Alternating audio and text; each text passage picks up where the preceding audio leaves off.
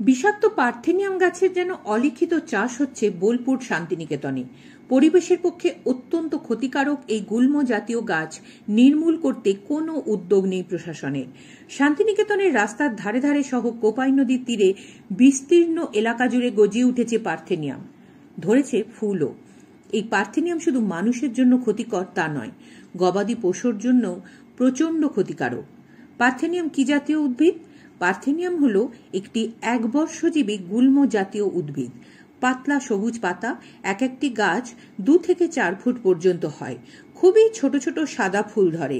একটি উদ্ভিদ মাত্র 4 থেকে 5 মাস বাঁচে, কিন্তু খুব দ্রুত বংশবৃদ্ধি করে, কারণ এই গাছের বীজ খুব হালকা, অতি সহজেই বাতাসে বাহিত হতে পারে।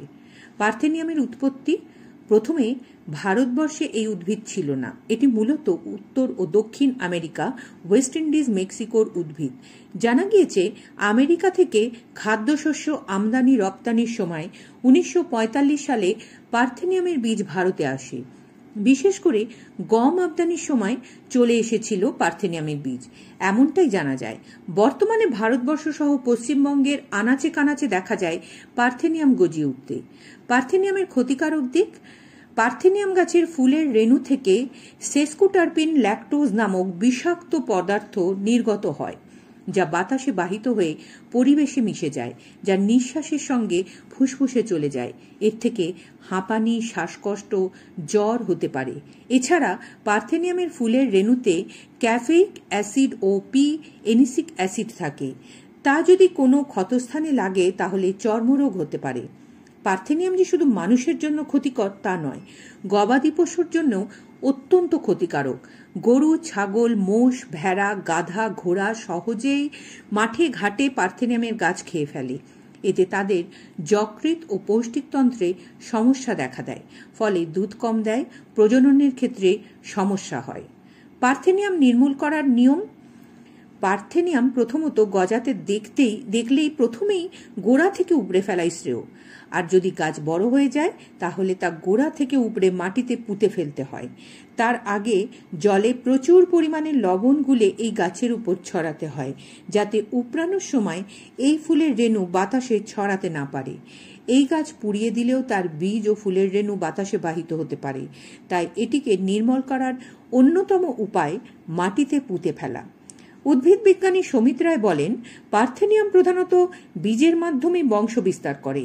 এই গাছের অন্যতম একটা বৈশিষ্ট্য হলো এই গাছ বেড়ে উঠলে অন্য কোনো গাছকে বেড়ে উঠতে দেয় না, যার ফলে এর বিস্তার বাধাহীনভাবে হয়।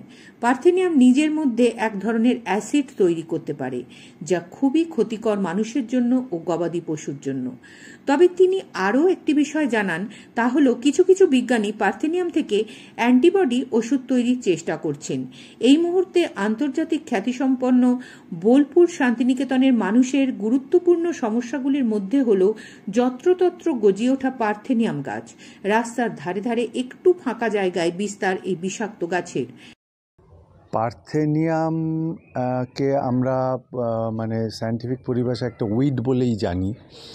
পার্থেনিয়াম সেটা ছড়িয়ে পড়ে তার বীজের মাধ্যমে, এবং হয়তো কিছুটা এমনি ভেজিটেটিভ প্রপাগেশন হয়, কিন্তু মেইনলি বীজের মাধ্যমে ছড়িয়ে পড়ে। এখন যেটা প্রধান ক্যারেক্টারিস্টিক্স হচ্ছে সেটা হচ্ছে পার্থেনিয়ামের একটা অ্যালিলোপ্যাথিক এফেক্ট আছে, অর্থাৎ ও গ্রো করলে অন্য কোনো গাছ সেখানে গ্রো করতে পারে না, যার ফলে ওর মানে বিস্তারটা খুব মানে বাধাহীনভাবে হয়। হ্যাঁ, এইটা হচ্ছে একটা পার্থেনিয়ামের একটা প্রধান ক্যারেক্টারিস্টিক্স আর কি, বাধাহীনভাবে এটা গ্রো করতে থাকে। আর মানুষের পক্ষে ক্ষতিকারক বা গবাদি পশুর পক্ষে ক্ষতিকারক সেটা হচ্ছে যে, যেটা রিপোর্টেড সেটা হচ্ছে যে অ্যালার্জিক রিয়াকশনস, সেটা হাঁপানি হতে পারে, অথবা যেটাকে আমরা বলি কন্ট্যাক্ট ডার্মাটাইটিস। এই হচ্ছে ব্যাপার। আর ইদানিংকালে যেটা দেখছিলাম সেটা হচ্ছে যে পার্থেনিয়ামে কিছু কিছু গুণাবলী সায়েন্টিস্টরা রিপোর্ট করছেন। এখন এই ক্ষেত্রে বলা দরকার, যে কোনো প্লান্টের ক্ষেত্রেই যেটা প্রচুর পরিমাণে তৈরি হয় সেটাকে আমরা বিজ্ঞানের পরিভাষায় বলি সেকেন্ডারি মেটাবোলাইটস। অর্থাৎ আমাদের যে বায়োকেমিক্যাল রিয়াকশনস আমাদের শরীরে চলে, যেগুলোতে আমরা বেঁচে থাকি, সেইগুলোকে প্রাইমারি মেটাবোলাইটস বলা হয়। আর যেগুলো গাছ তার নিজের প্রয়োজনে তৈরি করে, বিশেষ করে অন্য কোনো প্রাণীকে দূরে সরিয়ে রাখার জন্য, যেরকম দেখবে চট করে গরু ছাগলে আকন্দ গাছে মুখ দিচ্ছে না, তো সেই একটা জিনিস হয়।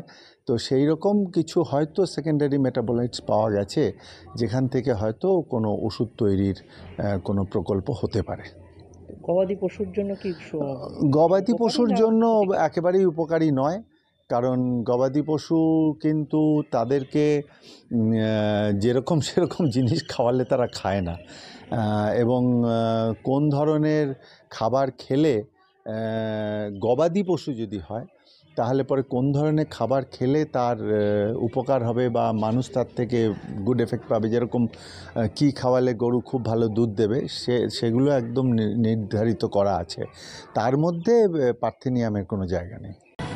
এটা তো যাদের দেখার লোকজন তারা কি দেখছেন কিনা বা সরকারি অর্থ বরাদ্দ আসছে কিনা সেটা দেখতে হবে। শান্তিনিকেতন আশেপাশে বীরভূম জেলা গোটা রাজ্যেই প্রায় পার্থেনিয়াম ছড়িয়ে গেছে, মানে পা ফেলা যাচ্ছে না। আবার ধীরে ধীরে সেই পার্থেনিয়াম বীজ তো খুব দ্রুত এরা বংশবৃদ্ধি করে আমাদের এই শান্তিনিকেতন এলাকাতেও এবং বোলপুরে বিভিন্ন জায়গায় জনবসতি সেখানেও খুব বিড়ম্বনার কারণ হয়ে দাঁড়িয়েছে। এছাড়া গবাদি পশুর ক্ষেত্রেও অনেক ক্ষতিকারক। আমরা সবাই জানি যে পার্থেনিয়াম কতটা ক্ষতিকারক। অতএব এই বিষয়টা আমার মনে হয় প্রশাসনের নজর দিয়ে এই বিষয়কে সমূলে উদ্ঘাটিত করা উচিত, কারণ এটাকে শুধুমাত্র কেটে ফেলে দিলেই সমস্যার সমাধান হয় না। মানুষ